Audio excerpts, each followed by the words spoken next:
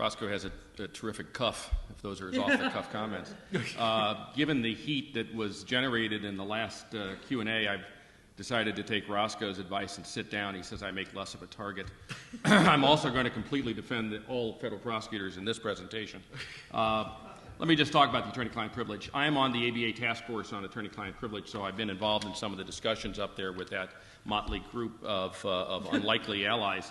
And it is not just the DOJ that is the issue, because various federal agencies are also requiring waiver, whether it be EPA, SEC, GSA. You probably didn't know GSA could do such a thing. HUD, anybody that has an initial can ask you to waive. So I think part of the impetus behind the Specter, now the Leahy Specter bill, since the Democrats are in control, is to try and make sure that it's not just DOJ, but it covers everybody in the government, number one. Number two, there is sort of a debate out there as to what approach to take. A friend of mine, Don Kempfer, was the general counsel of Morgan Stanley, former litigator at Kirkland & Ellis. He says that we should take the NRA approach in the Second Amendment. We will brook no waivers. We will not take anything. We want to defend handguns, landmines, Gatling guns, nuclear bombs, anything like that, because once you give an inch, you are on the slippery slope. So that's Don's position on the attorney-client privilege is don't carve out exceptions for limited waiver, because once you do that, the next thing they'll ask you is for another limited waiver and another one. That is one school of thought. The other school of thought is, look, the reality is that some corporations may need to do this, will want to do it. The Department of Justice needs it, so let's make sure we have it, but it's in a protected way, and get somebody other than just the Eighth Circuit to protect the limited waiver. So there is an ongoing debate on that. As a corporate lawyer, there is some advantage to me to be able to waive privilege. I mean, obviously, I'm coerced often into waiving it, but I may want to do that to get some credit. As one DOJ guy said, look, we're not going to penalize you if you don't, but we will give you credit if you do. Oh, okay. What? Well, yeah, I got that. So there is that. But the second point I want to make, it's a really interesting debate among professionals out there as to what the right approach to that with regard to the privilege is. And I think everybody now recognizes that AUSAs are asking for it. They're not mean people. They're not evil people. If I were an AUSA, I'd be asking for it because it makes my case. I'd also like a confession while you're at it. But so it is out there. And the question is, from a policy point of view, how do we want to approach that? The second point I want to talk to, and kind of one of the points that Julie was talking about, the adversarial system, is that with all due respect, I think you're talking about an antiquated notion and an inapplicable baseline for these sort of discussions, because we are not in an adversarial system as a corporation when these issues are debated. Again, I come back to, if I try and assert the rights of my corporation or my employees and suggest that they may in fact be innocent, I'm not cooperating, and that will be held against my corporation. That was my point, that it doesn't exist. Yeah, so there is no adversarial system in the context of when these issues are really discussed between the government and private individuals. So it's a different context. I'd love to be able to debate it. It's also the same thing that Roscoe was talking about if you're providing counsel to an employee, you're not cooperating. Well, the employee hadn't been convicted of anything yet.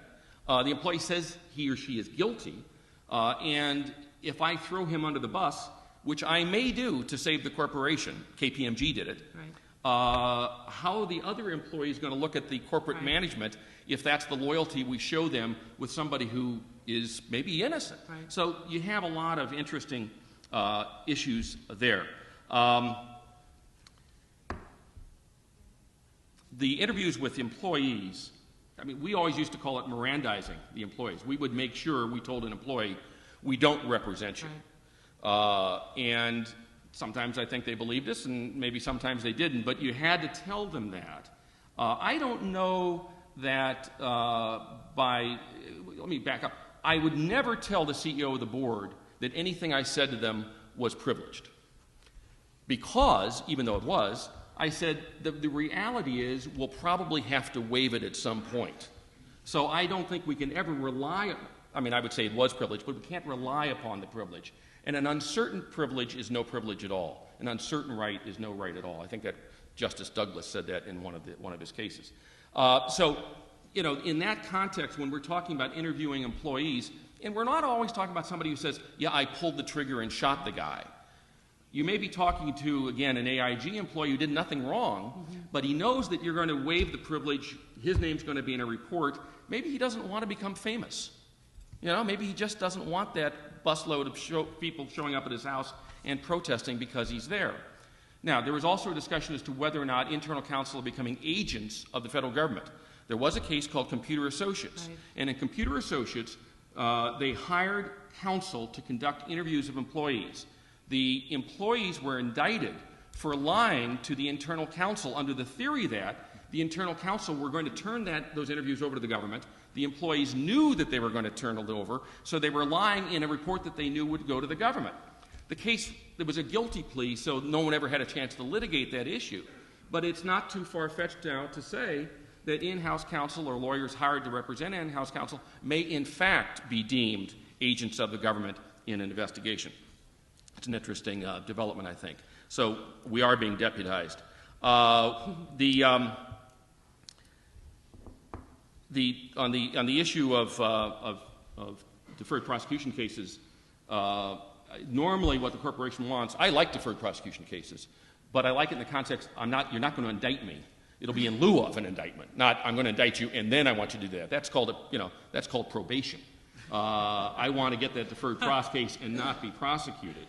And some of the things she mentioned in there are obviously negotiable, but I like them in a variety of ways. Number one, when I was at Tyco, I was fortunate because you may not think so, that I came in a huge crisis. I mean, the company was on the verge of going bankrupt, and people kept saying Enron, WorldCom, and Tyco, and I said, no. Tyco's the victim of the crime. Those guys, were house cards. Tyco's it's a valuable company. We make real things. But I needed to spend an awful lot of money, again, looking at the 2,300 subsidiaries, 250,000 employees operating all around the world, to make sure we put in systems that would be good, and we did. I had a very supportive board because we had a brand new board. We fired the old board. The SEC was a little angry at me that it took us so long to fire the old board. And I said, management normally doesn't fire the board. It's the other way around, but nonetheless. But there are corporations that may well benefit from this because if they're in the funding crisis, as they all are now, they're talking about cutting budgets and things like that, if I have a deferred pros agreement, I can say to the board, I don't really have any choice. I've got to spend this money. So as an internal lawyer or an external lawyer advising some corporations, I might say, yeah, give me that because that will make my job easier to make sure I can get the job done that I want to get done and that you want to get done. Privilege, another whole other issue when you're talking about in Europe, because there is no privilege in the attorney-client privilege in Europe. And so if Roscoe goes to Europe, query whether or not a privileged conversation he has in Brussels is in fact privileged. That's a whole different issue. And then finally, separating factual and legal investigations. There is some approach that says you hire one lawyer just to do the factual investigation. You hire another lawyer to do the legal analysis. So now you have two law firms you're paying. And it's $600 an hour. Forget it. It's $1,000 an hour. Roscoe's probably $3,000. So you're going to do that, and it reminds me of an old ABA cartoon, and I will end with this. This was years ago before this kind of all got going. It was a boardroom, big boardroom, all of the board members sitting around a table, and behind them in the chairs, all of these other people, carrying briefcases and wearing ties, and one of the board members says, excuse me, I seem to have two lawyers. Is anybody missing theirs? And that's what it's like. You have board members saying, do I need my own lawyer? The CFO at Tyco once asked me, do I need my own lawyer before I sign the Sarbanes-Oxley certification? It's a field day for outside counsel because of this. So anyway, those are just random comments on the privilege. Thank you.